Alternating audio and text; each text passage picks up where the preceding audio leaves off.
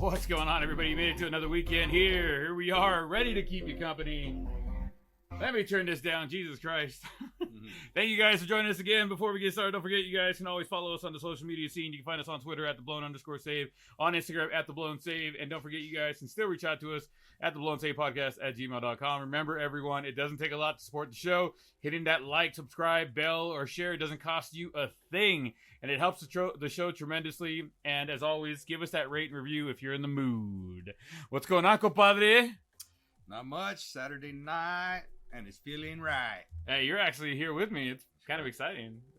We don't get to do this very often. We get the house all to ourselves. I know. We do what we want. G's gonna call me right now. What'd you say? I heard you on the camera. What's going on? But yeah, how was the drive out here today? It was nice. Pretty easy. Maybe like 25 minutes, 30 at the very most. Well, that's not too bad. Oh my God. I'm so glad you came. It's rare we get to hang out in person to do this. Yeah, and I feel like there's always like a lot of little chaos around us too when we are hanging out, because we have like the kids and somebody's always punching somebody, you know, and somebody's crying about something. So, exactly, you know, and we're kind of used to it. But like, you know, the silence, we're like, dude, let's do the podcast and let's go grab dinner. You know, I know. like, Let's go do something for us. Yeah, we gotta right, take care of exactly. us. Like, Dad's gone wild tonight. You know? Let's go, breweries. Get tapped up. We're coming. Let's get into a little bit of baseball. We actually got the fights going on right now in the background. I don't want to get clipped, so we're gonna leave those on mute. But we do have some stuff. So something interesting happens, we'll let you know. And I'm not a big UFC guy, but I do follow the big ones, you know. Yeah. And obviously John Jones. Jones fights tonight. Yeah. Yeah. Hey, I forgot to send you that. Did you see that one? But I wouldn't recognize the name of the fighters. But so there's this like U.S. American wrestler that went into UFC and is like really good at fighting, right? So he was on like I want to call it the Ultimate Fighter, but I know that's wrong, right? Like, no, that's, is it? Yeah. Okay, so and that dude like badass, right? And they got this like nobody to sign a contract to fight somebody, right?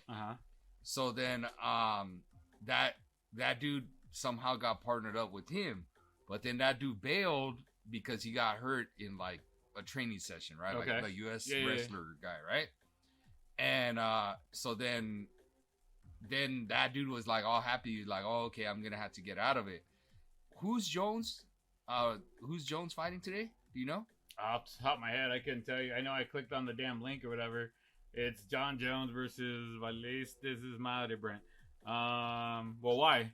Because I have a feeling that he's fighting that dude.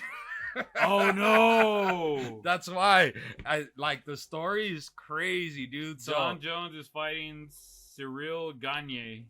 I don't know if it's him, but the guy that this story, I gotta find him. Next time I see it, I'll send it to you, man. Because I don't even know the guy that they're talking about. Like this famous, not famous, but I guess like he's a really good wrestler.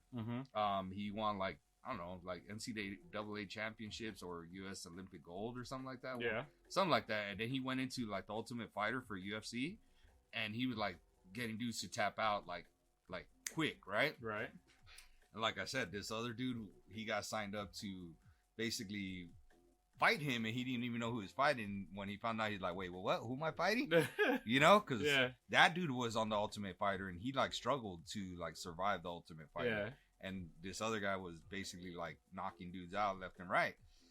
So anyways, he was like all happy when he found out that the dude bailed on the fight because he got hurt, right? And they're like, no, you're still under contract. You're going to fight somebody. Yeah, he's going to fight this other dude. And this other dude's like really, really good. But again, I don't know UFC well enough to tell you even the names. All I remembered was the dude was the original guy was from like a U.S. wrestler, a really good U.S. wrestler. I just don't even know if it was college or Olympic, right? But he's really, really good, like the top-notch dude. And then he went into the UFC fighting, like the Ultimate Fighter, and I guess he won that or got a contract through that. And again, he was like tapping dudes out real quick, and then somehow got matched up with this guy and blah blah blah. Basically, right on. That'd be interesting. Yeah, that'd be interesting. And the other cool thing that me and you were talking about was Jake Gyllenhaal's. Like, have you seen cameo that? thing at UFC. He's fucking massive, right? He was cut up too. Did you see him? He was like ripped. I caught the alert. I didn't get a chance to read the story, but I caught the alert, and I was just like, "Holy shit! When did this fool get ripped?" Yeah, he got ripped, and so he's doing that. So I hear one thing I heard is a remake of the old movie Roadhouse. Right? Remember who that's with? Yeah. Mel Gibson, no? Patrick Swayze. Patrick Swayze. Sorry, close enough. Yeah. You know, same difference, right? Long hair, white dudes. Got it. Same era, right? But Patrick Swayze, Roadhouse. Now, it's got to be some kind of slight spin-off, right? Because now when they do, like, remakes, they spin them off slightly, right? Yeah. Just like, you know, the Karate Kid was, you know, a dark-skinned kid out in China? Yeah, he was over there in China. Right? Yeah. Like, you know, supposed to, like, coming into, you know, Reseda, right? Yeah. Or something like that. Why couldn't it be Reseda? Right? Type of thing. So they're always kind of, like, changing it up. So anyways, Jake Gyllenhaal is doing a remake of the Roadhouse, but it has like UFC attached to it. Attached to it, twist to it, you know. So let me tell you, I'm in. I'm watching it. I'm watching. Yeah. It's Roadhouse, bro. Yep. Are you gonna go see the new Creed movie, bro? Are you gonna fucking go see the new Creed? I'm going on Tuesday. You want to go? I've already got tickets for me and you. You or I could buy you an extra ticket. Where are we watching it? I'm taking my students, and we're watching it at the Renaissance Theater in Rialto at 5:05 p.m. I don't get out of work till 5:30. Let me see if I can get out early. I will let you know. I got Monday off because I got Luke's first game, opening game of the season. As Leon would say, it's finally we're done with pre almost their season, and now we're in the season. We're playing the games, so I'm pretty excited to actually get a chance to watch him. I got him a new bat. It's with the A's. Judy asked me, she's like, "Why'd you get him a new bat?" And I was just like, "Cause the other one's beat to shit. Like, he's dents and stuff. Dents in it. He's hit it against the wall too many times, and you know what kids do. And he's had it for 2 years. I was like, okay, it's time to retire that one. Let me get a new one. Same weight, same drop, but 2 inches longer. So to give him a little bit, 10 inches drop. What's up? Oh, the 2 inches longer. But he had some pretty healthy swings yesterday at practice, and the coaches were like, "Bro, he's got one hell of a swing, bro. If he makes contact, he's gonna fucking rail it." Like, yeah, I know that. The if part is the problem that's bothering me right now. It's just him tracking the ball, and he's like, "I know." I was like, "All right, whatever." Yeah. Well, nice. Yeah. Well, good luck to him. That tomorrow's our first games. You got 2 double headers, right? 2 double headers for my sons, so that's 4. Bro, they're 5 years old. 4 games. 4 and 6. 4 and 6, yeah. 4 games. We're gonna be there at 9. We ain't leaving till like 5:30, 6. Jesus, dude, that's a whole shift right there. Give me another 2 years, and I'm gonna be doing the same thing, man, with Luke and Ben, and then Kylo 1 year after that. My wife is not looking forward to it. Let me tell you. Well, I told her, hey, it's part of the territory. Comes with the contract. Oh yeah. When you married me, you knew. We didn't know it'd be this extreme, but we knew. Yeah. We knew the time would come, and hey. Never too late. You need to go. You need to go. You can take a step. It's right there. The door's right there. Don't let it hit you on the way out. So so I think she's preparing herself mentally and physically today by just hanging out at home and relaxing and just taking a her day. Right on. I like it. I like it. Speaking of baseball, let's get into it a little bit here. We have some things that we didn't get a chance to talk about last week. Some things that I added this week, and then we'll kind of go from there. But first and foremost, your Dodgers. Gavin Lux tore his right ACL and sprained his right LCO, which will sideline the Dodgers utility man for the rest of the season. He was in line to try and make up some of the production from players that left the roster. Now the Boys and Blues are setting their sights on Chris Taylor's ability to play anywhere he is needed on the field. Will the Dodgers be on the lookout for another productive infielder, or will they look internally? Will number 4 LA Dodgers prospect Michael Busch get the call up finally, and will he play this season? Already. Who knows? But I did see a quote that was interesting by Friedman. Okay. And it said something like the ambulance chasers were real quick to hit him up as soon as Gavin Lux got hurt. So then I don't necessarily think this like the greatest play on words considering what happened, right? Because it's literally an ambulance type of thing. But I get what he was saying.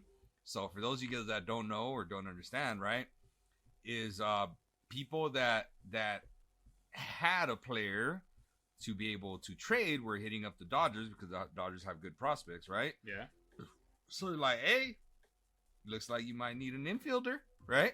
So they're calling them, probably lowballing them, right? Because thinking the Dodgers are going to panic or something like that.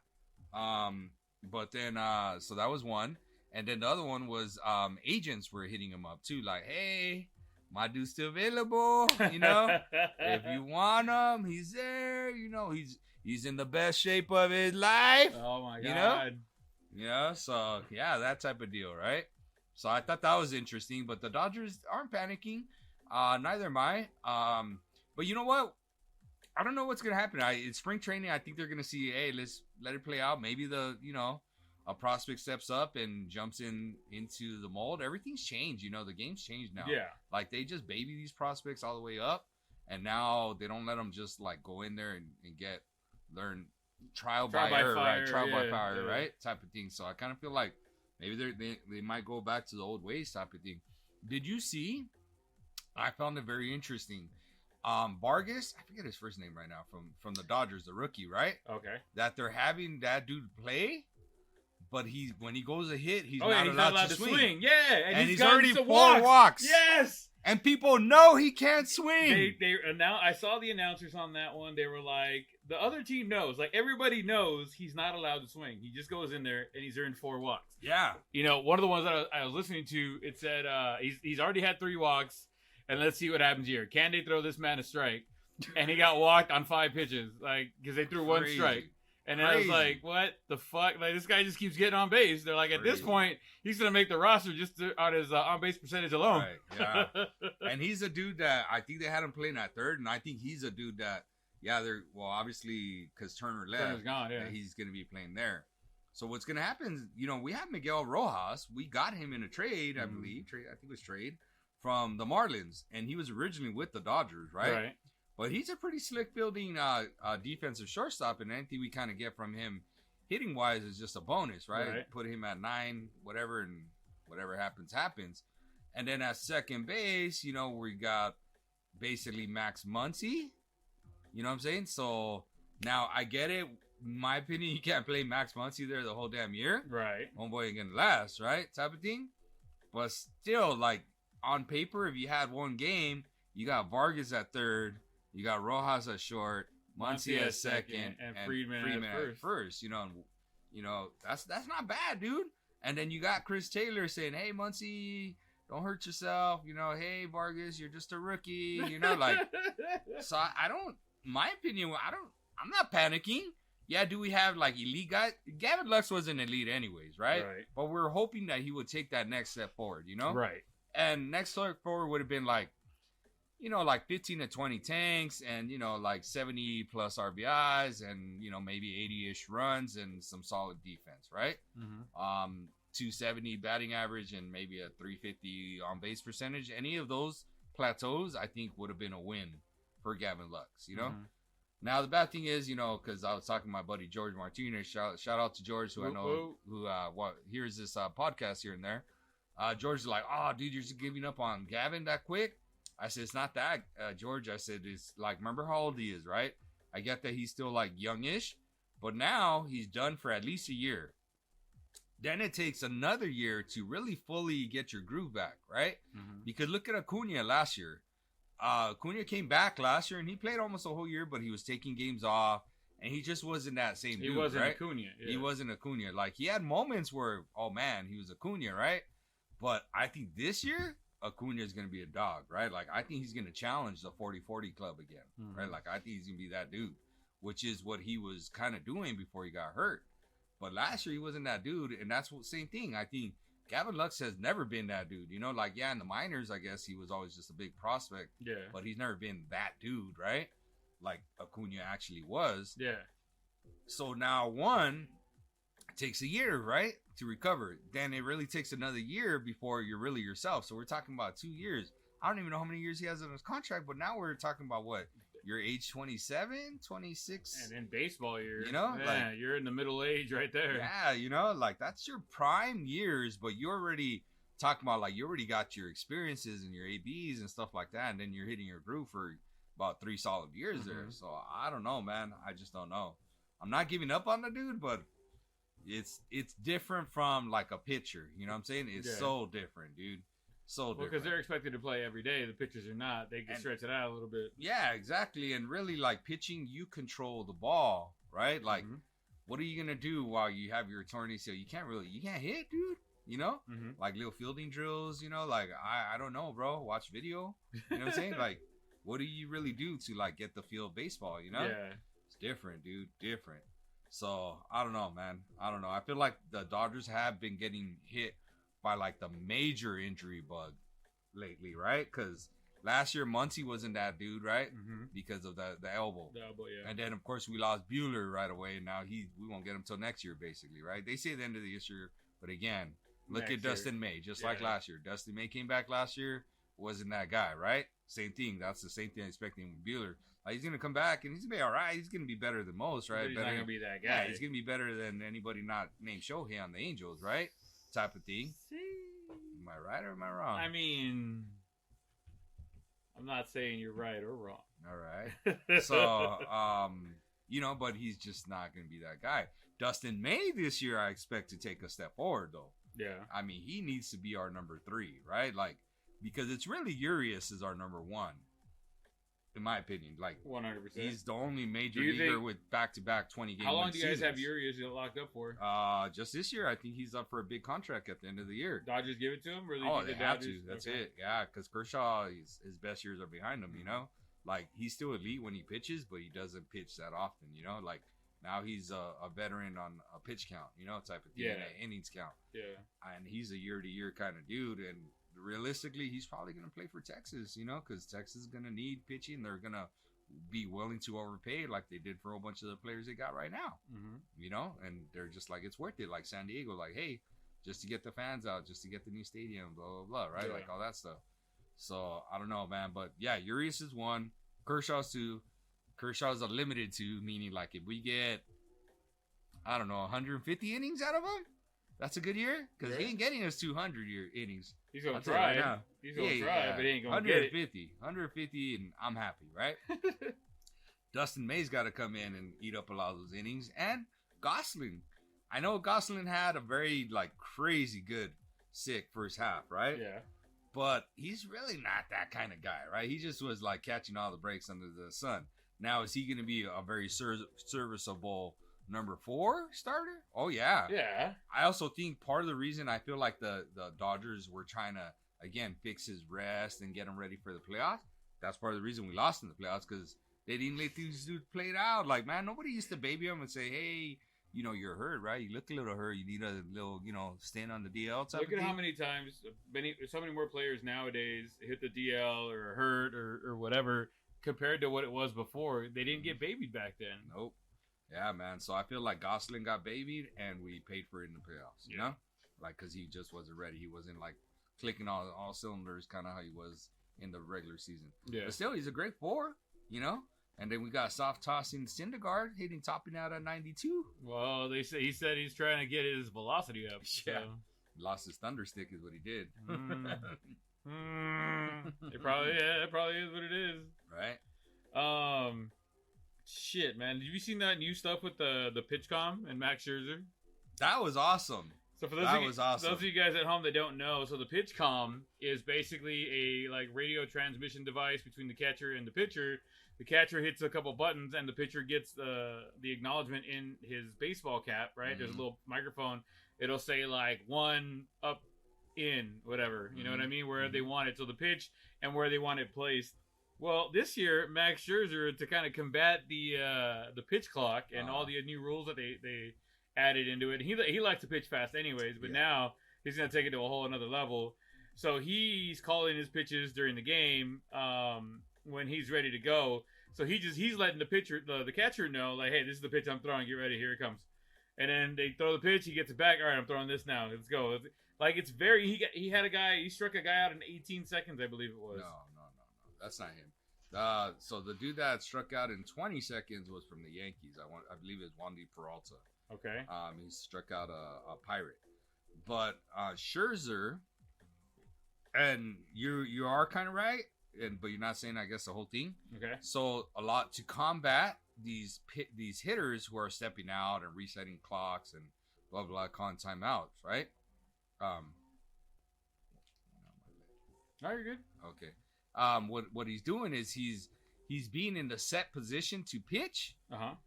as they're coming in and getting set to hit. So you basically quick pitching them. Does that kind of make sense? Like, but a different style. He's quick pitching them within the pitch clock. It's amazing because if you ask me, it's like one of those say, hey, the hitter's playing checkers while Max Scherzer's playing chess, right? Like, that's awesome. I got a funny one for you though, right? Okay. So, and I didn't send you this one, but I thought it was hilarious because you know it's that Greinke, right? Mm-hmm. So he's a little off. He's a little different cat, right? Right. So I got 2 jokes for you. You ever hear the one about with him and his teammate that he's talking about? His teammate's like, yeah, man, like, dude, I don't trust nobody that, I'm a big dog guy, right? He's like, yeah, me too. Or he's like, yeah. He's like, yeah, man, I can't trust people that are cat people, right? Like, there's just something about them. I don't trust them, this and this and that, right? He's like, yeah, bro, for sure, I'm with you there, right? And then his teammate says, oh, yeah, so how many dogs you got? He's, oh, I got 3 cats. Greinke's a little weirdo like that, right? Jesus Christ. So then here's the latest one. Like, he's always like, I wonder if he does it on purpose or if he's kind of like, I don't know, man. You know what I'm saying? Like, he's an interesting dude. Yeah. So then the one I saw yesterday was, you know, the pitchers, again, especially the veterans, they could call their own pitches, right? Right. So Greinke's over there and he calls the pitch, right? And the catcher just basically goes down there and puts the sign down or something like that. And Greinke's like, Greinke says, man, he's having a hard time with the new Comcast or what is it called? Pitchcom, right? He's like, yeah, because he keeps shaking himself off. And it's like, he's calling the pitches. He's like, he keeps shaking the catcher off. Yeah. And the catcher's like, well, what you mean? Like, you're calling the pitch, bro. Why are you shaking it off? You know? Like, yeah. Greinke's, he's a weirdo. He's something special. He's something. All right. He's special. Special? Mm-hmm. He is. It's something. I'm sure the Angels wish they still had him. Why do we? He played for the Angels, right? He did. And the Dodgers. He did. Did he leave the Angels to go to the Dodgers? He did. Oh. That's what it was. You son of a bitch, bringing up old shit. No, I was asking a question. I didn't remember if that's how that went down or not. No, it was how it went down, actually. Okay. Does that happen a lot, or just like, didn't it happen like the very next year with Teixeira too? No, Teixeira, they let him go. Not really. The Yankees went and gave him a bunch of money and called it a day. I'm going to say they let him go just so I could save a little face, but the Yankees gave him a shit ton of money. He went over there, and he was an all-star first baseman for another few years before he finally called it quits or whatever. No. I like Tex, man. He was a great first baseman. And then that's when we dipped into Napoli at that point. But then we also drafted Mike Trout that year because the Yankees got him. Yeah, that's the only compensation. Yeah, we got the compensation pick. Oh my god, and that's worked out really well, huh? Well, for Trout, it has. He's gotten paid at least. Somebody's getting money. Yeah. Why you always gotta hate on me? I didn't say nothing. Yeah, you're just over here. I'm just asking questions. Just asking some simple questions. All right. What's next on the agenda here? MLB has put out their top 100 players right now. I got the top 10 players right now. Okay. Let me guess. Is that what it is? No, I'm gonna give you the list. Let me guess who's in the top 10. Okay, go ahead. Right. Let's see how many you get right. Ohtani, Trout, Betts, Soto. No Soto. No Soto. Damn. No Soto, really? Tatis? Nope. Wow. DeGrom? Nope. Wow. You're striking out left and right. Right? So Mike Trout and Ohtani weren't on there? Yeah, they were on there. Okay, because you said I was striking out left and right, so it sounded to me like I got a couple hits in there. You got a couple hits, and then you get struck out. All right. Let's see here. It's top 10.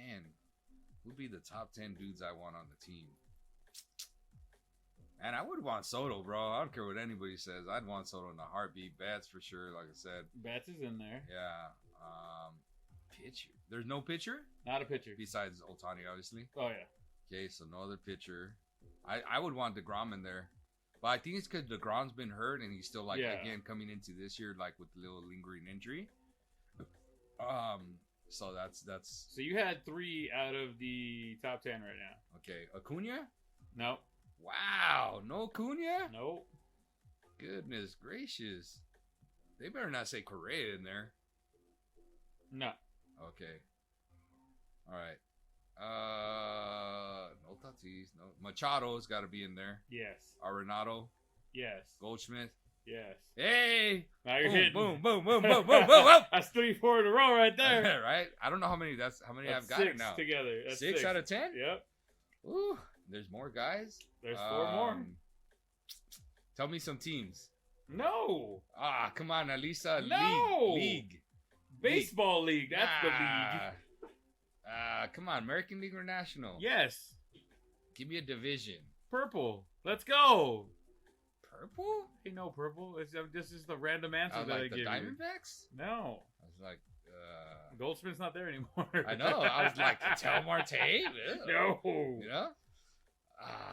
Man, it had to be. Got to be someone that's like a Gold Glover and a Silver Slugger type of dude. There's not too many of those left. Riley? No. I thought that was a good guess. Cause I'm trying to think of some of the big dogs that have like, Lindor? Nope.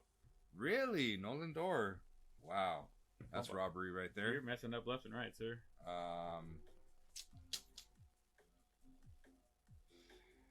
Okay, so I got 6 out of 10, right? Right. Any last thoughts before I give you the list? Well, Judge. Yes, he's in there. That's 7. Judge.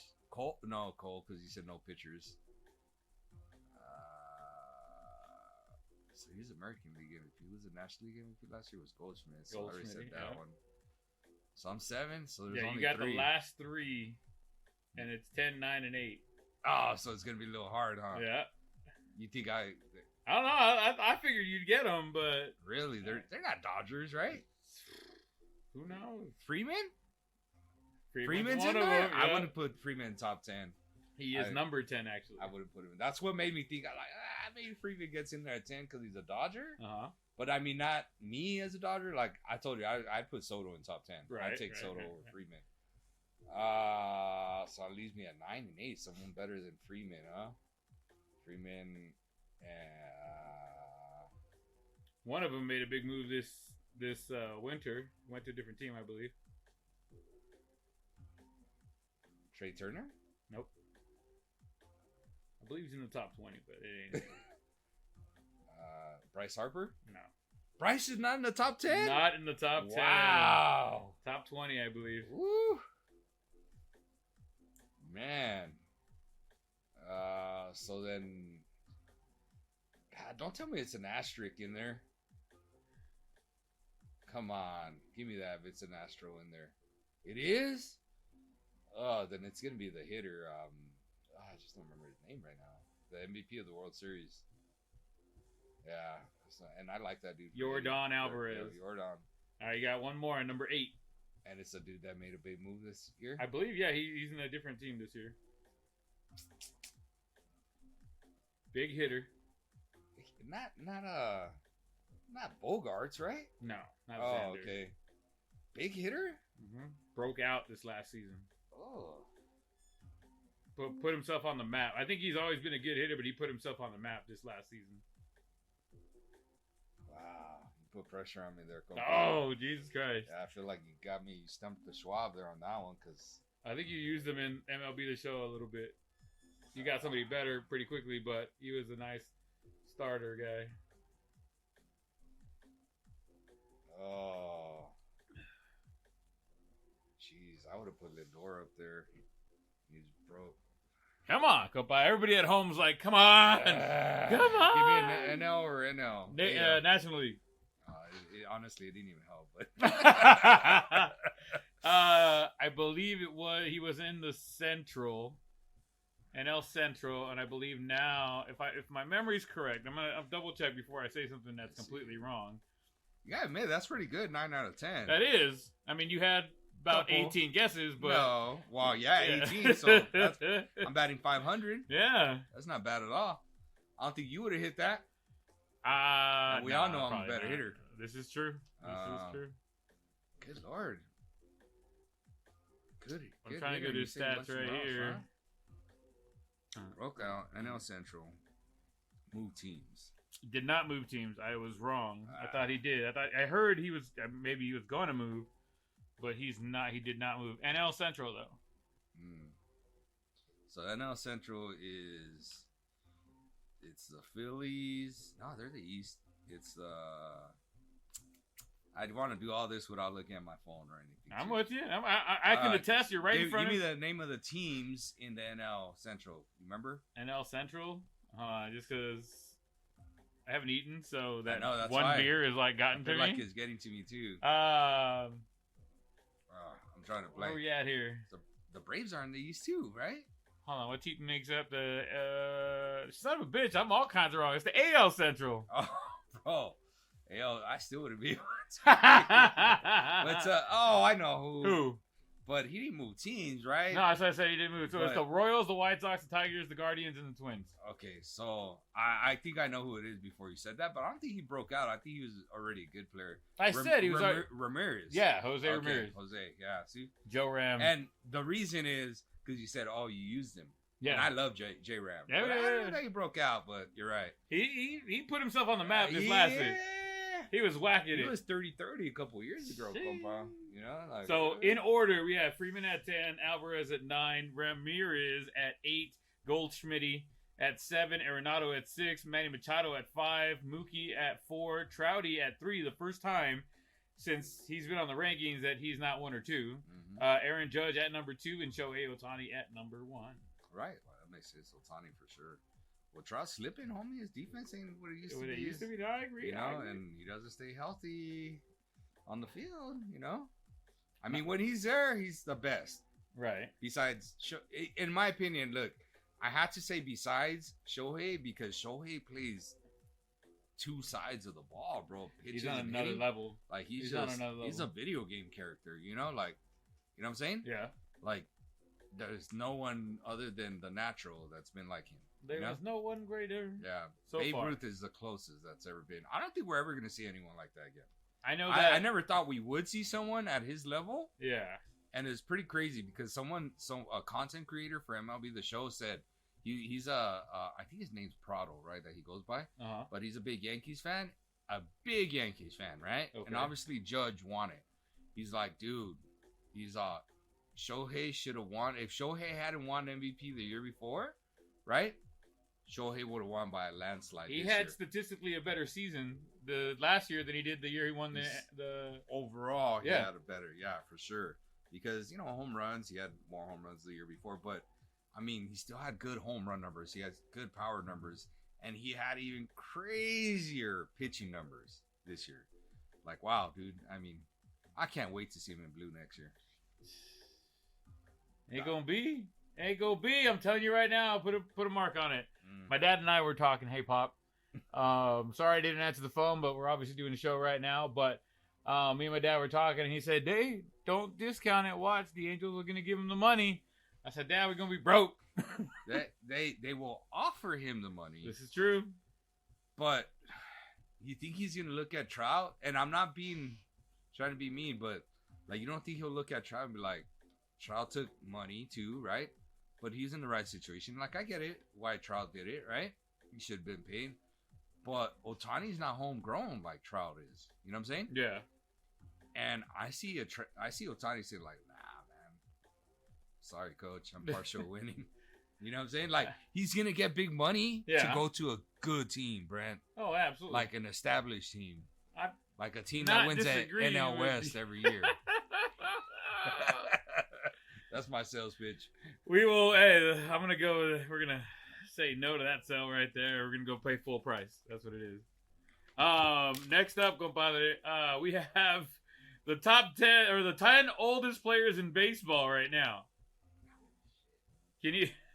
I don't want you to see it because you're walking around behind me right now. But who do you think you could throw up there as the oldest player now in baseball? Who's scheduled to be on the opening day roster on a Major League Baseball team? Obviously, Uncle Albert's gone.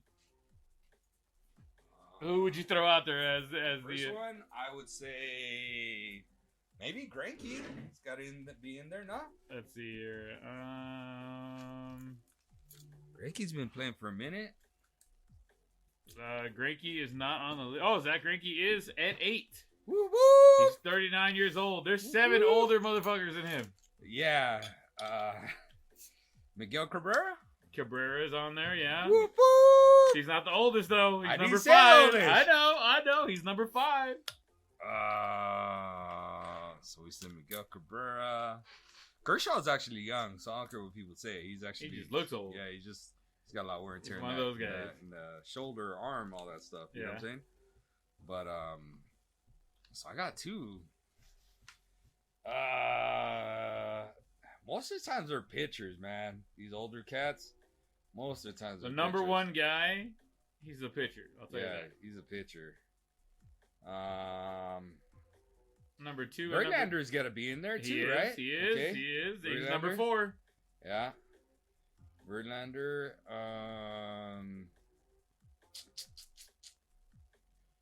Good Lord. Trying to think some older cats. I think the number 1 guy is going to bug you because I believe he played on the Dodgers for a little while. Oh, you had to do that, huh? Yeah. He's not on the Dodgers now, but I do believe he played on the Dodgers. I could be wrong, but I'm almost positive. He's a pitcher, huh? So, know that. Mm-hmm. Well, it's not Canley because you know Canley played, so it Yeah. can be Canley. So, and he played for the Dodgers for a little while. Means he might have been a starter, but I think he's a reliever because of the way you said it. Because I know you would have known a starter, so it's gotta be a reliever. Am I right or am I wrong? Last season he won 8 games, lost 7 with a 4.27 ERA. Oh. He's not a reliever, sir. He definitely did play with the Dodgers. He did. Definitely. I just looked up his stats. There's a dude I'm thinking of, but I don't think it's him. Who? Oh, I know who. Who? All this, it's easy. Who? Rich Hill. There he is. Rich Hill. Yeah. Number 1. Number Yeah. 2, Nelson Cruz. Okay. Number 3, Adam Wainwright. Number 4, Justin Verlander. Number 5, Miguel Cabrera. Number 6, Jesse Chavez. Number 7. Jesse? Yeah. He's a Fontana kid Yeah, out of he A.B. is. Miller High School. Yeah. Shout out to Jesse. He goes over to Summit High School and helps out with our kids here and there. Let's get him on the show one of these days, man. Come I on. don't know him like that. You But... just be like, yo. Hey, let me get you a koozie, bro. Are you Let me- retiring yet?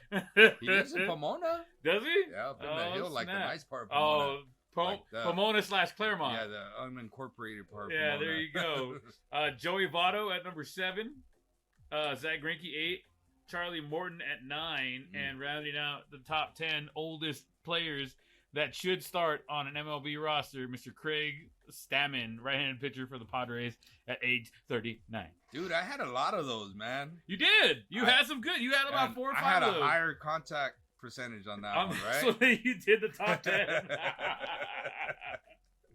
I would have guessed Wayno too. I ain't gonna lie, because I start going to like, okay, who's been with their teams for a long time, blah blah blah, and I would have guessed Wayno for sure, sure. Cruz would have thrown me off because he bounced around so much, but I just saw that he hit his first tank for the Pirates, I believe. Yeah, he's with the Pirates. Huh? Yeah. And I would have forgot about him until you said him, right? But Rich Hill, I forgot about Rich Hill being on a team until you said something. Cubs? I have it right here. Hold on. Oh, Pirates. He's with Rich Hill's with the Pirates? Yep. So they got 2 out of the 3 oldest dudes in baseball? Yep. Damn. They're going for that nostalgic. What do you think about Brian? I believe it's Reynolds. What's his first name? Is it Brian Reynolds? I think it's Brian Reynolds. So the Pirates lowball him with a contract offer. So he's like, hey, well, then trade me, right? And the Pirates are like, they're willing to take trade offers, but they want a king's ransom, like what the Nationals got for Soto. And that's like an oxymoron. It's like, okay, you want a king's ransom for him, but you won't pay a king's ransom to keep him. Like, how much of a slap in the face is that to your fans, bro? Yeah. Like, wow, like, jeez. And like, what's to stop Reynolds from saying like, hey, my ankle hurts. You know what I'm saying? Yeah, I don't Like, think I'm gonna make it out there today. You know? I mean, I don't know, man. That's a thin line type of thing, but That's a tough one because Jeez. as a ball player and as a guy trying to get that bag, yeah. can you really like just sit out completely? You know what I mean? Yeah, Like, so I mean, I thought you'd be the perfect person to ask. Like, what do the Angel fans do with that stuff? God. You know? it's usually the time where football season's starting, so I just kind of segue into that. So that's how I deal with it, bro. I just started talking about football, and then we know how that kind of happens, and then it goes right into baseball. Like, it's a never-ending cycle, sir. It is, it's right? a never-ending cycle. Just leave me alone, that bro. don't remember, my compa Brent is a Cowboys fan. Remember, the offer stands on the table. I will be a die-hard Cowboys fan if you ever come over to become a Dodgers fan. And I think I have a shot if we land Shohei. I think we have a shot. I will buy you a Shohei, an authentic one. An authentic? An authentic. I even try to get that shit signed for you, bro. Authentic? Okay. Signed by him, or are you gonna sign it? I don't want your fucking signature on it. I'll have to ask a favor, call in a favor, but I'll try. Because that favor I'll call is somebody, you know, with the last name Harin. Yeah. I'll be like, hey, bro, look, we could get a whole family of Dodger fans. You know, my godson's my dad's sitting in his room right now laughing and yelling like, don't do it! Don't let him tempt you. Don't do it, Mio. Don't do it. I don't care what he says. I don't care who he knows. The same. It's on the table. It's on the table. I see it. It's right here. Look, watch out. It's right there on the table. Saying. Still not touching it. Yeah. Just like that Hot Pocket. Maybe I ain't touching it. When Trout retires? If Otani's still playing and Trout retires, we'll revisit. You know what I mean? Because what are you gonna do when Trout retires, bro? Like, cry? What are you gonna hang on to? Cry? I don't know. Hoopy or Hoppy? Do you feel like Trout's gonna play like a long career? I think he's gonna play out the rest of his career, and then he's just gonna be like rest of his career, rest of that contract, rest of the contract, and then just be like, all right, guys. But you think he's gonna have like a long career? Something tells me he doesn't. No, I think he's gonna focus on his kids. Or his kid. And the Eagles? Why, dude? Why? Like, seriously, bro. Because they're good? Come on. You always got to bring some other bullshit I'm just up asking. In this motherfucker. Good enough to lose in the Super Bowl? Hey, at least they lost to the Super Bowl. What good is it getting to the fucking to the shit if you're going to lose? Well, I mean, would the Cowboys fans be happy at least getting there? No. If you got there, you lost. No. Maybe not. No. That's a tough question. That's a goddamn no. That's a no answer right there. So you'd be happy if you were going in there, right? I would be happy going in there, yeah. And the Eagles won the last one that they were in before that.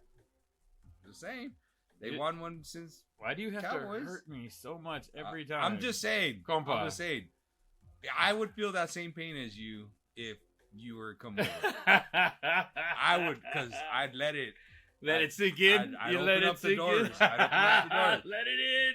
I would, because the Rams losing. I don't care. I'm still a Rams fan, Uh-huh. but I don't care.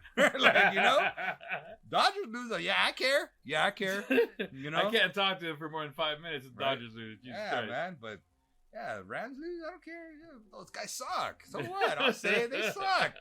Cowboys fans, if the Cowboys lose, they're like, no, it's because and this and. They have they break out all these it was a catch. The Da Vinci Code to explain everything, catch. It was a catch. That's all I'm saying. It was a catch.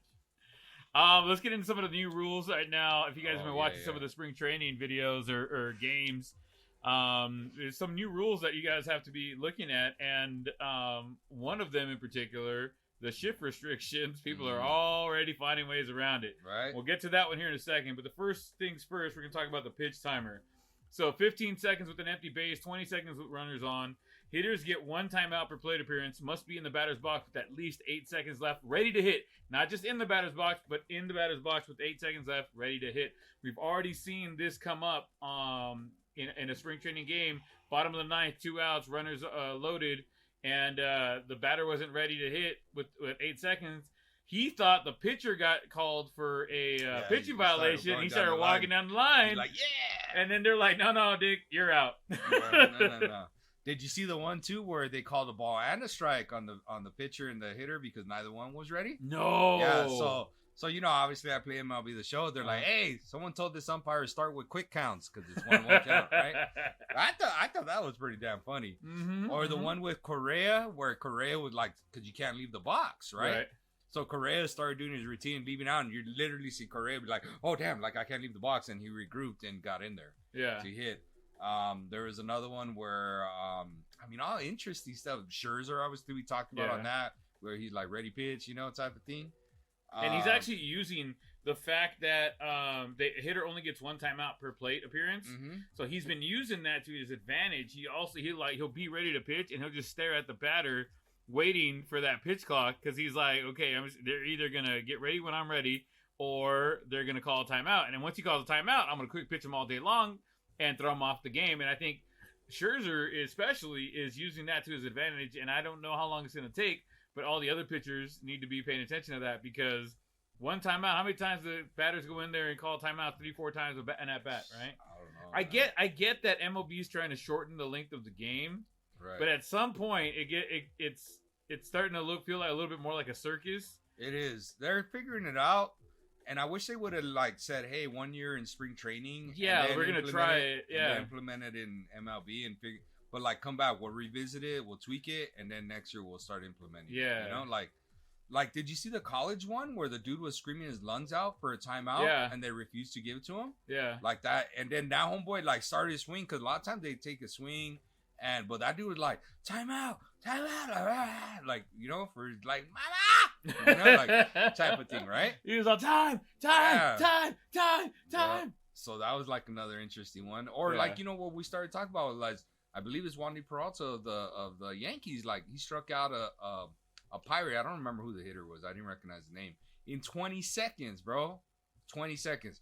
Now here's another thing, compa. Do you think that pitchers are gonna go more towards the stretch position compared to the windup compared to before, just to take advantage of these strategic things to keep the mechanics in play? I don't know. I could see it. I could see a lot more pitchers going out of the stretch. Because all you have to do is start your windup. You don't have to pitch the ball by the time by the end of the pitch clock. You could be 1 second and you could crack that leg and start your pitch, and you're still within time. You know what I mean? But I think to try and help the quick pitch and try to get them off balance and stuff like that, absolutely, I think a lot more pitchers are going to go into the stretch instead of a full windup. Yeah, because I remember back in the days, so I think stuff is going to change with that, because back in the days, relievers used to use the windup. Now you never see relievers really use a windup. Can you think of a closer that uses a windup? Nah, they're all out of the stretch. Yep. Right? Can you think of a reliever that uses a windup? Right now? Yeah. No way. Right? It's very rare anymore, right? It's just the starting pitchers. Just the starting pitchers. And now, again, that wasn't the norm back in the day. Goose Gossage, Tom Henke, some of those 80s dudes that were top-notch closers, were all from the windup. Yep. All those dudes, Lee Smith, Dennis Eckersley, you know what I'm saying? All those dudes were windup. And now, I can't name the last really good closer that came from the windup. Maybe Eckersley might be one of the last ones. Because think of Hoffman, stretch. Yeah. Mariano Rivera, stretch. I mean, Frankie Rodriguez, was top dude, stretch. Yeah. Look at Peralta just last year, stretch. Is it Peralta? Edwin Rodriguez. No, not Edwin. Edwin Diaz. You're right. Diaz. Yeah, so they're all stretch. I was gonna say the fucking horn guy. Yeah, he's got a great song. That's great. Great song. And we were talking about that thing I sent you where homeboys pointing to the sky and there's some tanks. Yeah. That was kind of funny, right? It's in the air. Look at it go. Look at it go. God. They're yeah. Next time, just start rolling the finger. You got me. You got me. Back to the pitching aspect of it. The pitchers get 2 disengagements, either pickoff attempts or step-offs per batter. A violation is considered a balk. Okay. So that means they can't step off just to intimidate the runner to go back to the base more than twice, right, altogether. it's going to be interesting to see how many runners are going to take advantage of not only the bigger bases, which is also something that changed this season, but maybe them trying to get them to step off or do something, because then you get those two out of the way. They can't come at you at that point. I'm waiting for you to give me a little break here. So on MLB Network, Reynolds was talking with Rajah Davis, I believe it was. Rajay. Yeah. And he was literally talking about that. He was saying now, after they've come over, he's most guys will only throw once. He's they rarely ever throw like twice over. So, but now we know that they only get two. He's that changes everything. He's like, I think you're gonna see stolen bases go up a little bit more. Yeah. Blah blah blah. And I kind of do too. Well, think if the pitcher just steps off because he needs I need to reset real quick and gets that counts as one. Mm-hmm. Yep. So they could take a bigger lead knowing that they can't come back at me now. Yep. Yeah, let's go. That's gonna be very interesting. Very, very, very interesting. Gonna see how people find loopholes. Speaking of loopholes. Let's see here. Where's it at? The shift restrictions. 2 infielders must be positioned on either side of second base when the pitch is released. All 4 infielders must have both feet within the infield when the pitcher is on the rubber. Shift restrictions increasing batting average and decrease strikeouts in minors while giving players more opportunity to show off their athleticism. But already they found a way to beat the shift restrictions. Which is what I had told you was going to happen. I said it last year. I've been preaching it. All they have to do is move over an outfielder. That's all you got to do. That's all you got to do. Now, most of the times, you can move the shortstop second base like right next to second base. Right? And then you just literally bring your most athletic outfielder. So, like, the Dodgers is going to bring Mookie Betts every time, right? Because, like, that's our most athletic one. Why, Chris Taylor, too, depending on, who has days off and stuff like that, right? So, you're going to bring that dude over and move him to the shift, Because they were talking about, like, what I sent you was on Joey Gallo. They already did that, Now, that one was kind of interesting, though, because they did almost like the shift, but not quite the shift at the same time. It's like a semi-shift. I wonder how shallow you could bring in that outfielder. As long as he's not on the dirt. Right?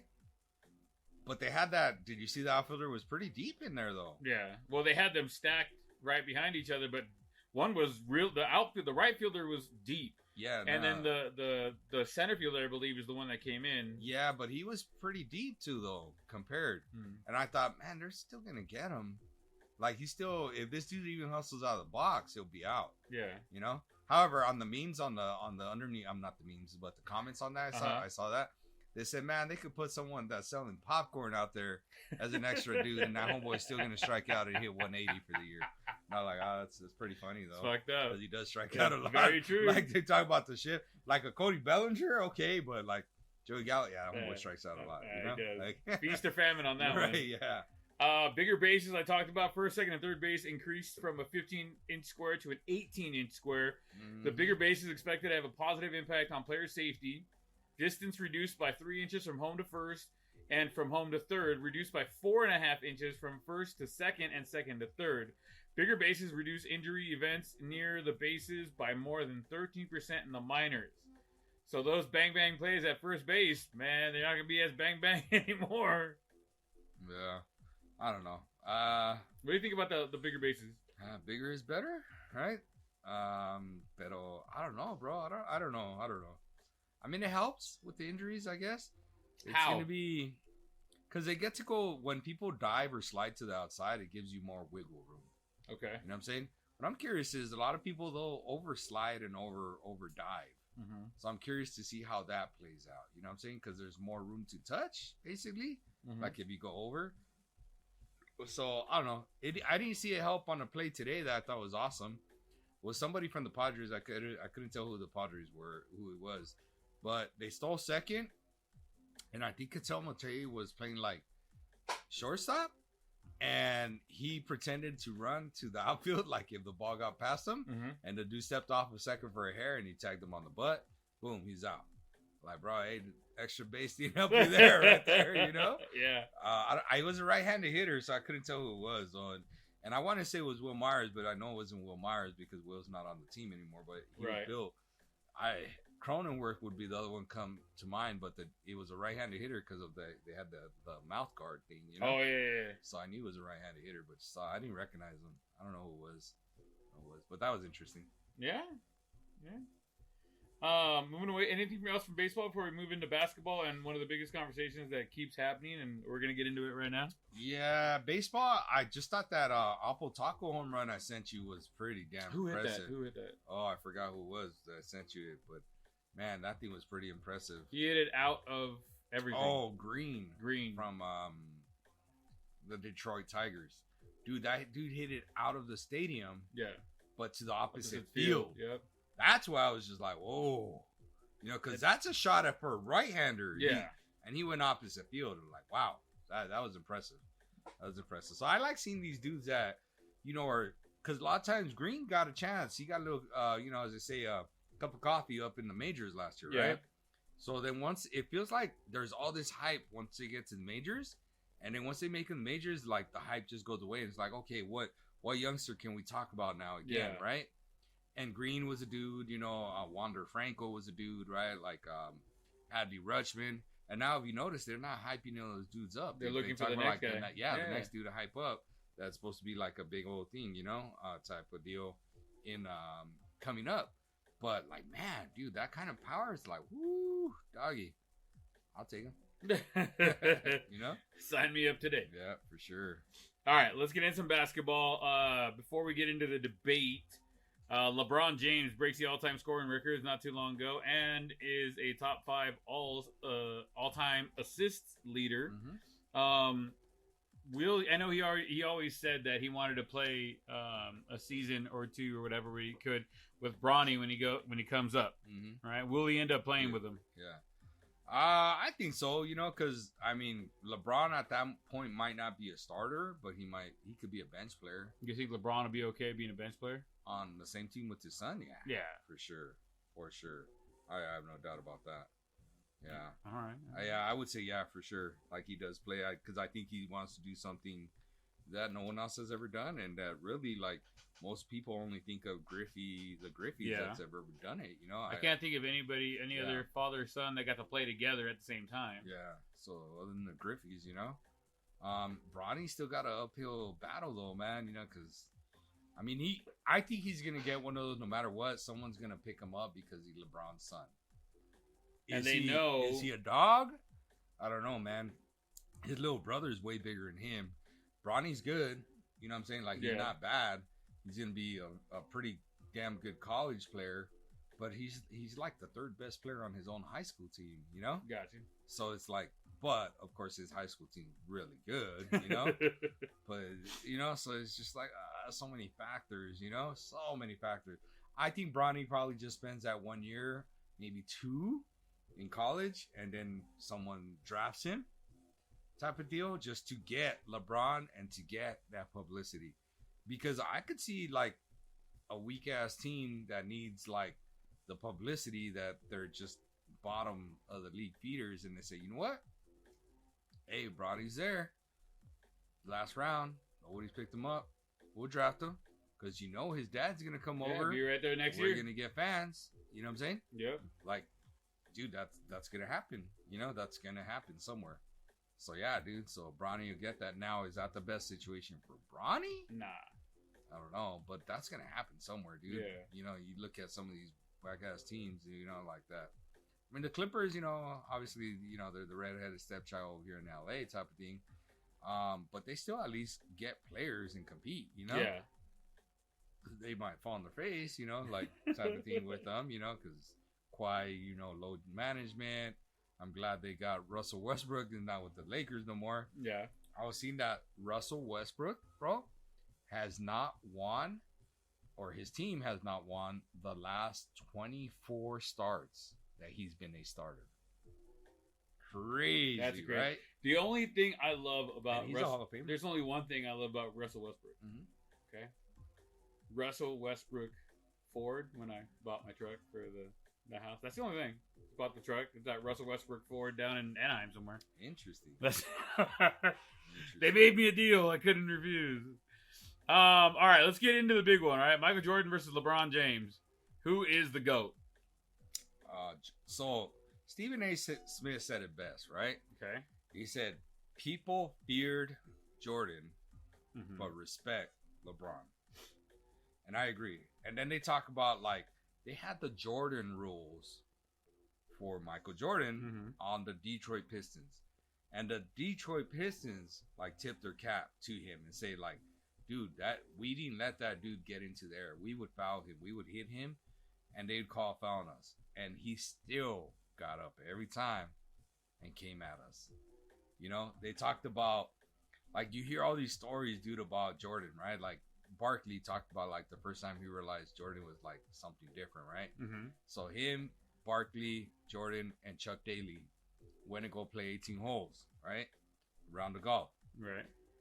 And they played, and Jordan wanted to play another round, bro. And, you know, me and you played golf plenty of times. We're like, damn, 18 holes? We tired, right? Hell like, yeah. I don't care if it's free. I want a beer. I'm done. I want to go lay Right? down. Jordan's like, and now I'm going to play another round. Chuck Daly and Charles Barkley, also known as Chuck, right? Were like, dude, we got a game tomorrow, I think morning or tonight. I think it was tomorrow, right? He's like, that's fine. I'll be fine. Right? So then the next day, the game comes, and Chuck Daly tries to do him a favor. Chuck Daly's the head coach, right, of the Dream Team. Mm-hmm. And he says, hey, you know, you're going to guard the shooting guard today. He said, no. I want the point guard today. He said, no, you're going to get the shooting guard. He said, no, I want the point guard. He's I heard that dude, he was talking smack on the papers, and he was using my name in there, so I want the point guard. He's Charles Barkley said that homeboy got locked up like it was Game 7 of the NBA Finals by Jordan. He's that's after playing, 32 rounds of golf. He's that's when I knew Jordan was different. And then they talk about, like, other things, right? Like, how, like, dude, there's so many stories with Jordan, right? Right. How, like, Kevin Garnett was going all, like, getting all loud his rookie year with, I forgot the dude's name, the one that did the first between the legs dunk. I don't remember his name right now. But that dude was on Jordan, and he was like, oh, bro, you're roasting Jordan. You're all over him. He can't handle you. And that dude's like, hey, relax. Like, bro, like, I have to guard him too. Blah, blah, blah, relax, blah, blah. And he was telling Jordan, like, hey, Jordan, he doesn't know. He's a rookie. He doesn't know any better, man. He doesn't know the etiquette. Blah, blah, blah. And Jordan's like, oh, yeah? Black Jesus. Yeah, bro. He's fourth quarter came, and Jordan dropped 17 points on him like nothing. He's damn. He's see, KG? Like, you had to open your big-ass mouth. Everything was going fine. And then he's and every time Jordan came over, and he was like, oh, yeah? And keep running your mouth. And he's like, if I was saying something, he's like, it wasn't me, it was him. Like, dunk on him. Like, you ain't got to go off and make me look bad. Right? Dude, so there's all kinds of stories, right? So, again, we talk about, like, the GOATs, right? So, the three dudes that they always talk about is Jordan, Kobe, and LeBron, right? Mm-hmm. And they talk about rings and numbers, right? So, Jordan obviously has the most rings of that three. Of those three, yeah. Those three. Jordan doesn't have the most rings. Correct. Okay? And that's another misconception type of thing. They're like, well, they base it on rings. Like, well, in that case, Bill Russell would be the GOAT, right? Because he has 10 rings. 1 as a player coach and 9 as an actual player. That's crazy, right? Then you think about, okay, well, let's talk about stats. And then you're like, oh, well, Kareem Abdul-Jabbar has, 4 MVPs and 6 rings, I think, or maybe 5, right? I think 5, but something like that, right? And you're like, well, he's right next to Jordan then, because Jordan's got 6.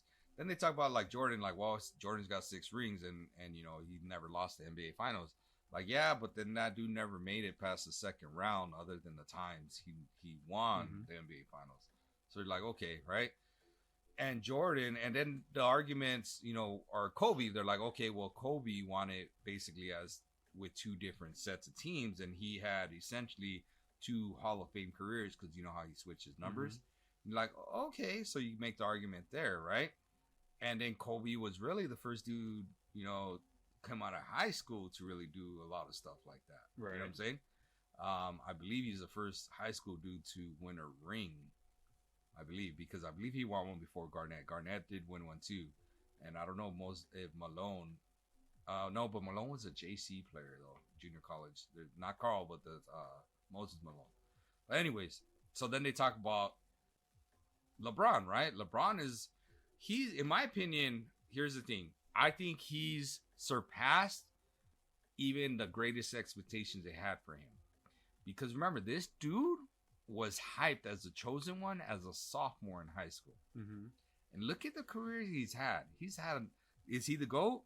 We're still talking about it, right? Mm-hmm. But the career he's had, this guy's what? How many years in? 20? 20 years in. Number one all-time scoring record. Mm-hmm. A record that Jordan never broke, that Kobe never broke. And those two dudes were considered ball hogs, right? Mm-hmm.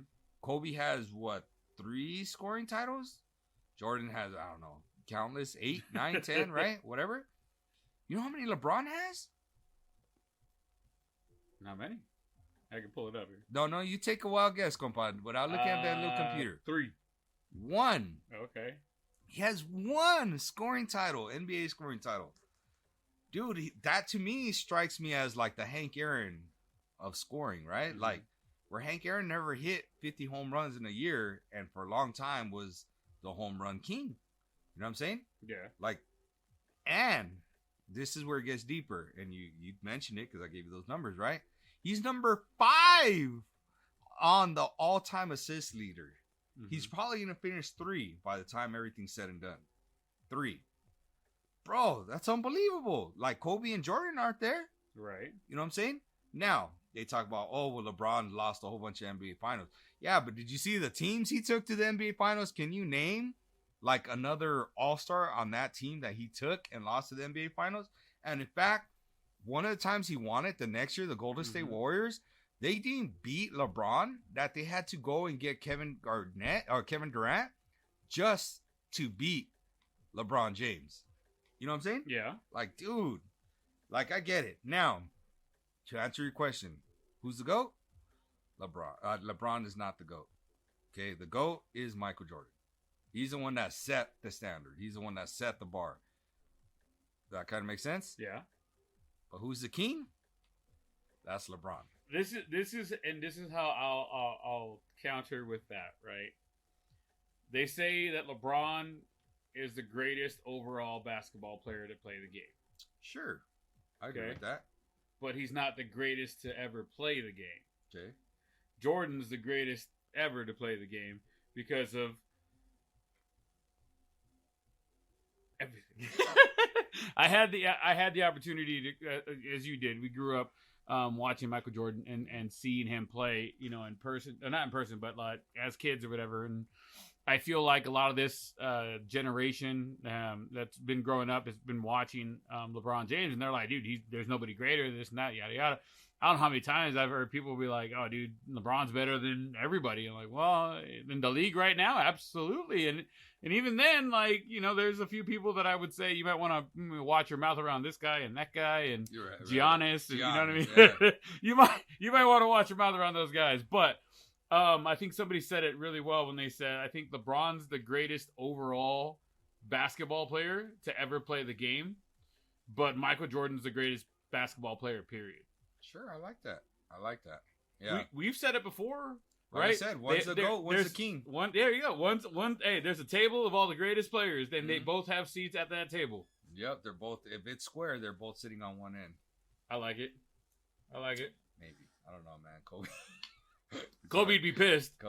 He'd be pissed. They had to make it a triangle and let Kobe be on one. I like that. Yeah, they got to make it a triangle for sure. There you go. I could see that too. Kobe'd be fucking But then irate. I feel like Will Chamberlain's got to be in that discussion. Well, he's going to be on one of the sides, dude. We got to come up with like top 10. Like, who would be in the top 10, Like, Kareem's in there. Magic? Larry Bird? Bill Russell? I like. Kareem Abdul-Jabbar, I like. Magic's got 5 titles too. He's one of the greatest basketball players ever. Absolutely. Top 10, huh? Kobe's got to be there. Shaq's got to be there. Let's see. So we got Shaq. We got Kobe. Shaq, we got Jordan. You got Shaq, Kobe, Jordan, LeBron. Shaq, Kobe, Jordan, LeBron. Bill Russell. Kareem, Will Chamberlain. Magic. Bird. Wilt the Stilt. He's already there. Oh, Dr. J.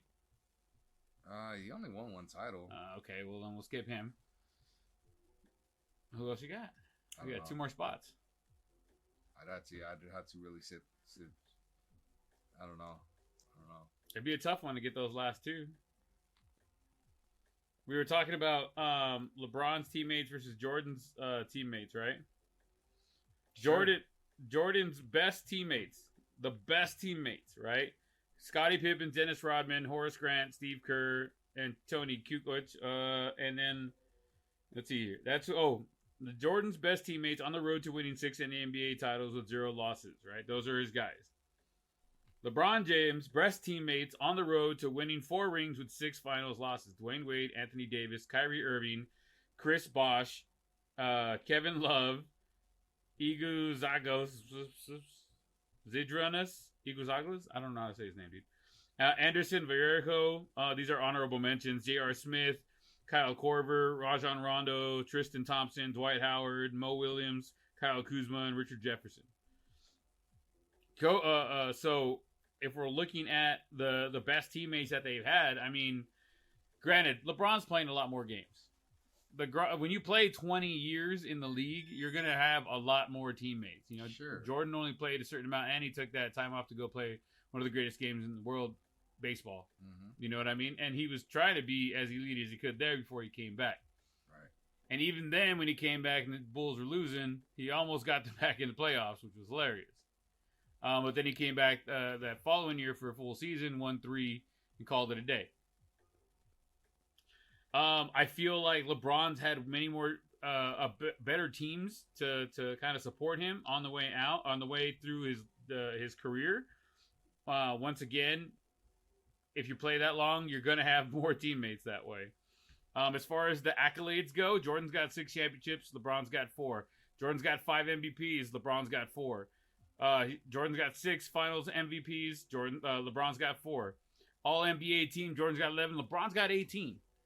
That's freaking pretty amazing right there. Pretty impressive. All defensive team, Jordan's got 9, LeBron's got 6. All-star MVPs? no, not Appearances? just all-star appearances, Jordan's got 14, LeBron's got 19. I think if Jordan plays a couple more years or he doesn't go play baseball, that number's a little bit higher. Ifs and buts were coconuts, whatever, we'd have a few. Right. 14 and 19, that's the thing. Jordan's got 10 scoring titles. LeBron has 10, huh? LeBron has 1. LeBron is probably the most overall rounded best player in the How many Hall of Famers has Jordan played with? How many Hall of Famers has Jordan played? Here's my thing. How many Hall of Famers has Jordan played with that are Hall of Famers because of him? How many Hall of Famers only are in the Hall of Fame because of him? How many of them how many championships would Jordan have won without them? I think the big one that he wouldn't have had, I'll give you one 100%, Scottie Pippen. None. Yeah, he doesn't win. He doesn't win them without Scottie Pippen. Scottie Pippen doesn't win them without him either. He doesn't. I think together, absolutely. How many Hall of Famers or Hall of Famers to be does LeBron have when his four wins? Let's talk about what we have right here. Dwayne Wade. Anthony Davis is on his way. Nah. Kyrie Irving. FTP. Both of those FTPs. Love. Yeah, same thing. Dwight Howard. He's gonna be out. He's already up for the Hall of Fame, right? That's what I'm saying. Rajon Rondo. What? You got 5, at least 5 players. You're talking contenders. I mean, Bosh is more of a Hall of Famer for him. Didn't Bosh you know what? get the MVP? Hall of the Fame? second three-peat. Isn't Bosh a Hall of Famer? Yeah. So he's already got 2. The second three-peat. Wait, has Wade? No, Wade hasn't been in it yet. Nah, But Wade's he's gonna gonna be in MVP. it. The second three-peat. Jordan had a guy help him out in defense right there, Dennis Rodman. Oh, I already knew that. Right? But I'm saying Horace Grant should be. Horace Grant's in there too, but he's a Hall of Famer. No, he's not a Hall of Famer. He should be, but he's on the list. He should be. He's up there. Should be. Steve Kerr. Steve Kerr's on the list, but he's not a Hall of Famer. Yeah. Tony Kukoc, another one. Nah.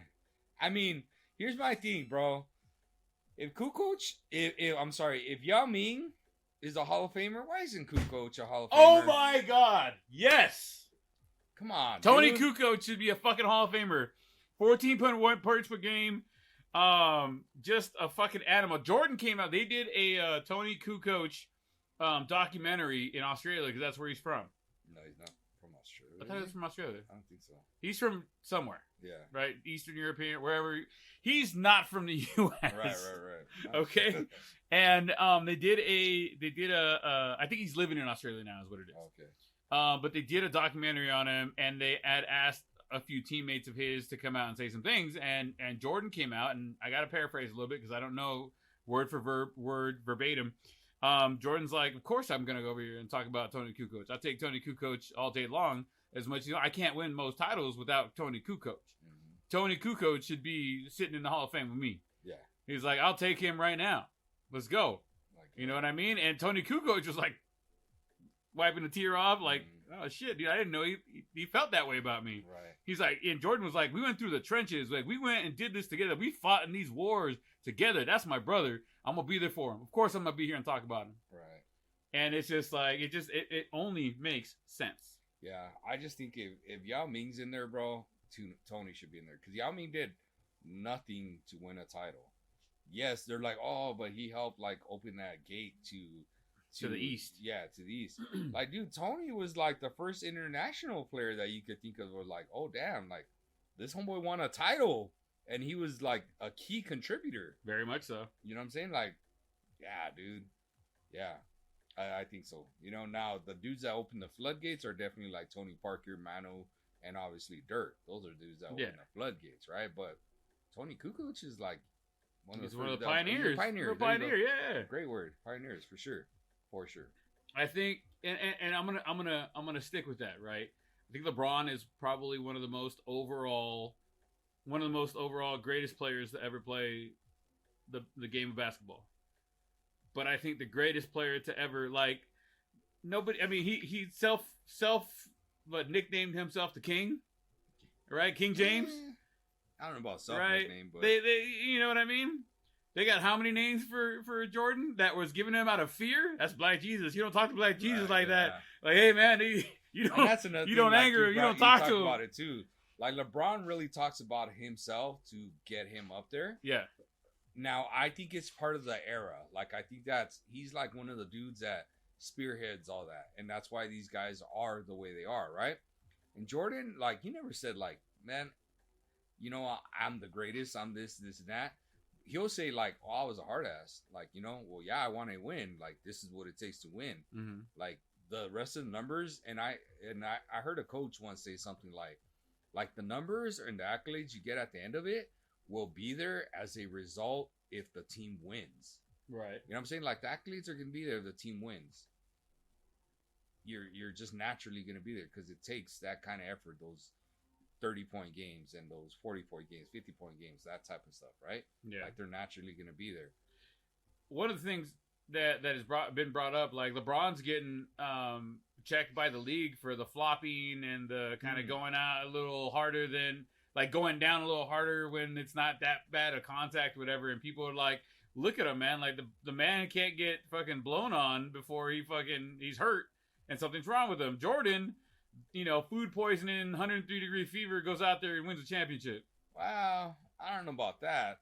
I mean, LeBron's been playing 20 years. This is very true as well. But do you think LeBron could have survived the same thing that Jordan did with the Pistons? Yeah, because LeBron's bigger. Like, imagine those fools trying to go out. They're like, oh, that homeboy's big. I don't know. I feel like they went after Jordan because he was smaller. Yeah. You know what I'm saying?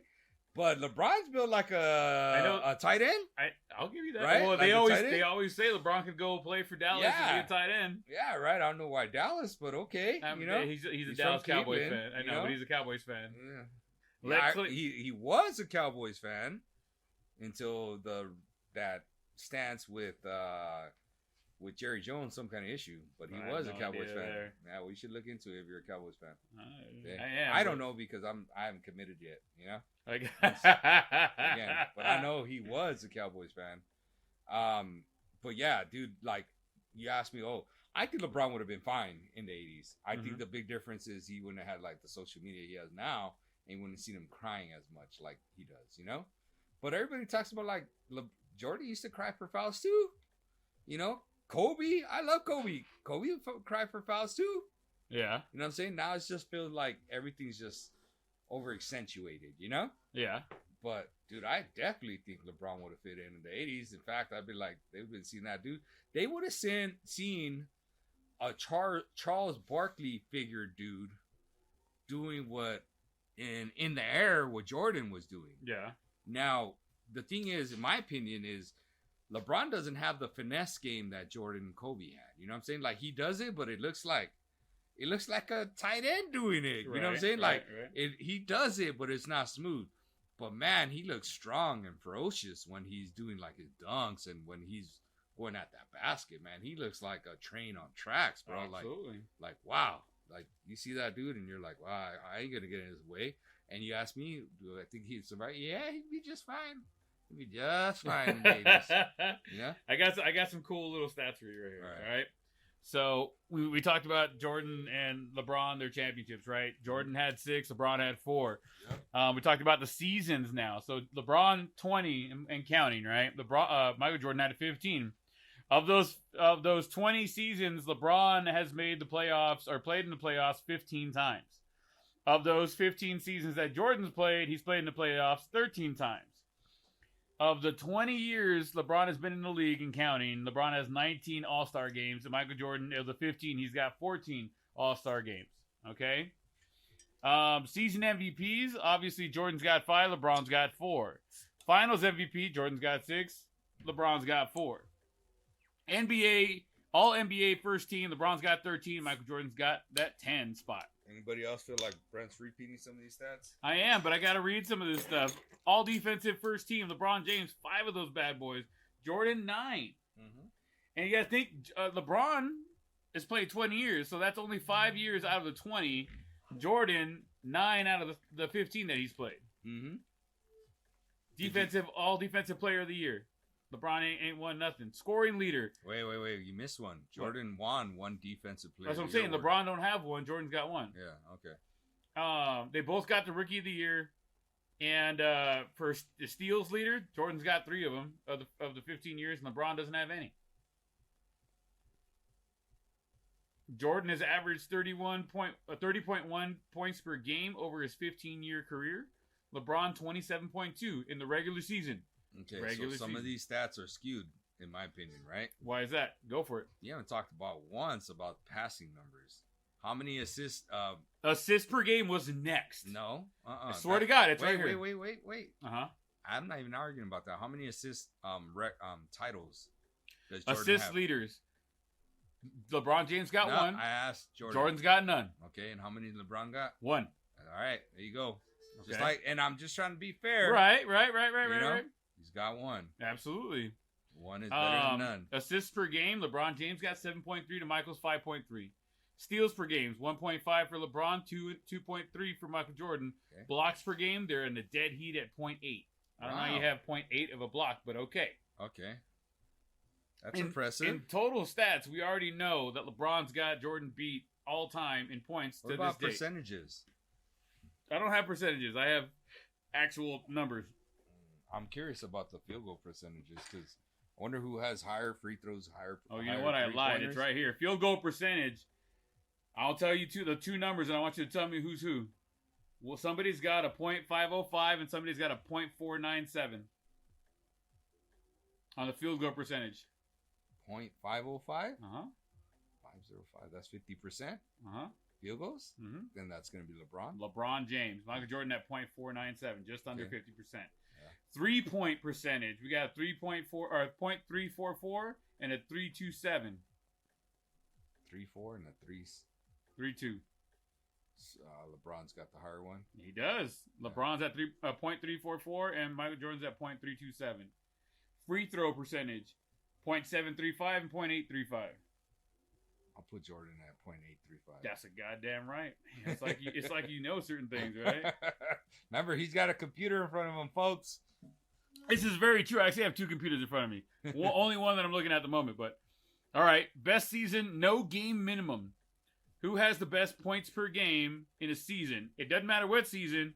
Who had the better season? I got a 31.4 as far as points per game and a 37.1. Yeah, I was gonna say 37 with LeBron. Michael Jordan. Okay. I already knew that. All right, rebounds. His best year, 8.6. The other guy's best year, 8.0. Wow. I'm impressed that Jordan even got 8.0, but 8.6 for sure. LeBron. Okay. Assists per game. We already know where that one's going. 10.2 to 8. We already talked about this. Yeah. Steals per game. 2.2, 3.2. Wow. 3.2 for Jordan? Yep. Wow. Man, this guy is good, guys. And I do have the computer in front of me. And then finally, blocks per game. 1.1, 1.6. Oh, that's a tougher one. I'll still take LeBron on 1.6.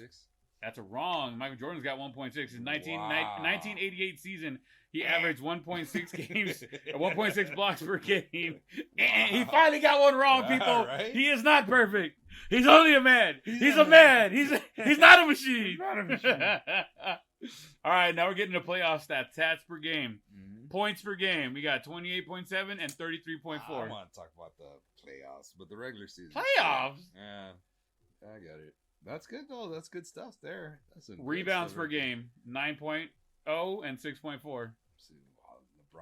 LeBron right there. Assists per game. We already know it's going to LeBron. 7.2, 5.7. Steals per game. 1.7, 2.1. Jordan. There you go. Blocks. Dead heat. Dead heat. At 0.9. I'm not going to lie. I would have still said LeBron, even though Jordan had that one better year.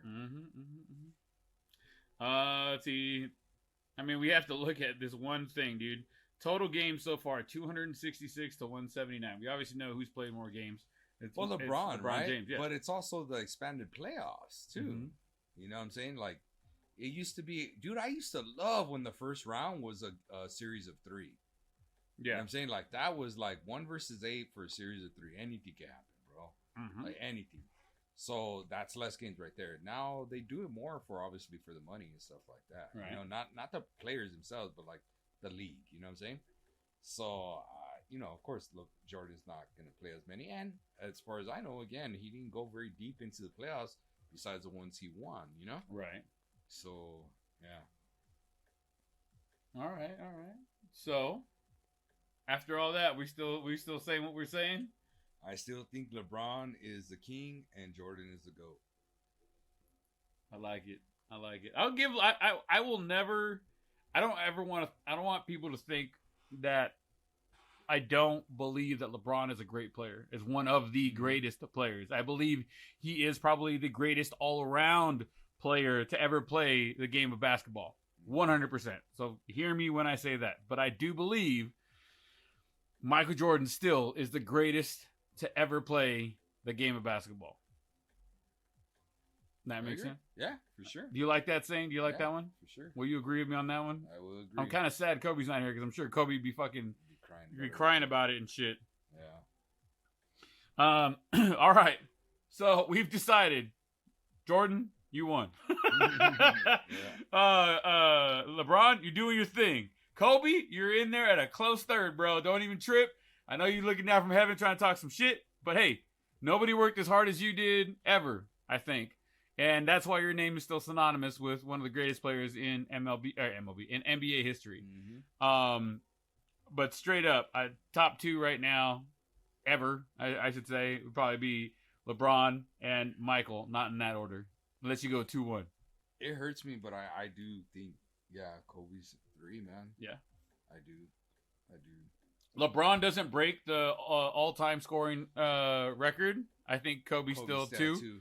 Yeah, but because he breaks that record and Kobe didn't get a chance to, and Jordan didn't get a chance to. Well, I guess he had the chance. Yeah. I mean, injuries Kobe played and 19 years, right? Yeah. I believe, maybe 20. But I mean, it is what it is. Right. I had one of my students tell me like, "Oh, LeBron padded stats." Like, bro, padded stats? Are you kidding me? He only led the league in scoring once. Padding stats? Oh, he got lucky.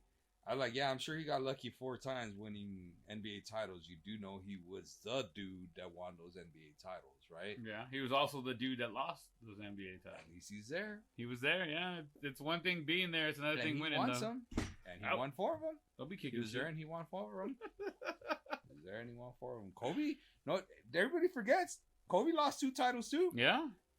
Kobe's 4 and 2 and 5 and 7. 5 and 7? Oh, okay. 5 and 7. 5 out of 7. Or 5 and 2. Okay, is what I was going for. Yeah, 5 wins, 2 losses. He's 5 and 2. So interesting. And Kobe was not the dude for 3 of them. You know who was the dude? Shaquille O'Neal. He's actually got a documentary on HBO. Oh, it's awesome. It's fucking amazing. If you guys haven't watched it at home, I told you to watch the HBO documentary with Coach K and LeBron. I know. I haven't gotten there yet, man. Awesome. I haven't gotten there. And it's only like 30 minutes. It's awesome. That's it? It's a 30-minute? Oh, I thought it was a whole series. Okay. Maybe an hour. Maybe. I'll watch it tomorrow, brother. Awesome. Tomorrow when I'm getting my haircut, when Jamal comes out here at King Barbers, he's a mobile barber guy. So look him up on Instagram. He's fucking amazing. When he comes up, I'll have it on the big screen. Damn, you need to go support if you ain't doing nothing tomorrow. You need to go support your little nephews over there. I was told that I have to get my haircut at 7:30 in the morning because plenty of time. We have to drive to Granada Hills to go pick up some couches from my brother-in-law. Yeah, I know. Don't ask me where we're putting them, but we got couches coming. Apparently, I don't know where, guy. I don't know where. But Judy wants that and a table. I digress. But with that being said, guys, thank you guys so much again for hanging out with us. Compadre, always a pleasure hanging out with you, not only on the show, but I actually get to hang out with you in person. Let's go get some dinner right now. Let's go get something to eat because I'm hungry. Let's end it right here. Who wins tonight? Jones or the other guy? Jones. Okay. Just simple fact that you said the other guy. Is it Jones or Jones, the other guy? So Jones. Jones. Cheers to Jones. All right. Have a great night, guys. Be safe out there. If we lose that one, well then, let us know for the next one. Don't forget to like, subscribe, follow, do all that fun stuff. Rate us. We're on everywhere that you can hear music or podcasts. It's free, completely free. You guys don't have to support us as far as like money goes. You can if you'd like. But a like, a subscribe, a share, a post, or whatever it is, a rating, we'd appreciate everything you can give us. Yep. And shout out to my comadre who just got all her student loans. What is that? Forgiven, right? Yeah. So we riding that forgiven boat there, comadre. Congratulations. I'm very happy for you as a fellow teacher. Congratulations, baby. I love you. It's a great thing to have that weight off our shoulders, and as we continue to build our lives, our fortunes. And when I say fortunes, I mean like our, taking care of our kids. You guys have a great weekend. We'll catch you guys next week. We love you guys so much. And don't forget to hang out with us next time. Salud!